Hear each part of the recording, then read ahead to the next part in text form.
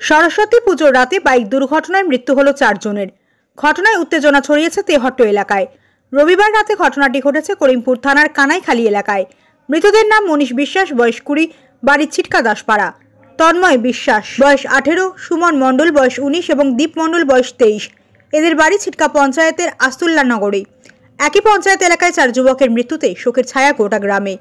স্থানীয় ও পুলিশ সূত্রে জানা গিয়েছে, রবিবার সন্ধ্যায় তারা একটি বাইকে 4 জন মিলে করিমপুরে সরস্বতী পুজো দেখতে গিয়েছিল।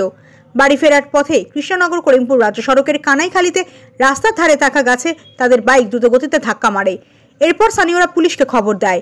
করিমপুর থানার পুলিশ 4 জনকে উদ্ধার করে তেহট্ট থানার নাজিরপুর গ্রামীণ স্বাস্থ্য কেন্দ্রে নিয়ে যায়। সেখান থেকে নিয়ে যাওয়া হয় তেহট্ট মহকুমা হাসপাতালে। এই হাসপাতালে কর্তব্যরত চিকিৎসক তন্ময় বিশ্বাস ও সুমন মণ্ডলকে মৃত বলে ঘোষণা করে। তবে দীপ মণ্ডল ও মনীষ বিশ্বাসের অবস্থার অবনতি হলে তাদের রেফার করা হয় শক্তিনগর জেলা হাসপাতালে। সেখানে ওই 2 যুবকের মৃত্যু হয়। পরিবার সূত্রে জানা গিয়েছে, 4 জনই কলেজ পড়ুয়া। করিমপুরে সরস্বতী পুজো দেখতে 4 জন গিয়েছিল। ফেরার সময় এই দুর্ঘটনা। সিসিটিভি ক্যামেরায় দেখা যায় ওই 4 জন এক বাইকে ছিল আর বাইকের গতি ছিল বেশি। এই ঘটনার পর সামাজিক মাধ্যমে লেখালেখি শুরু হয়েছে।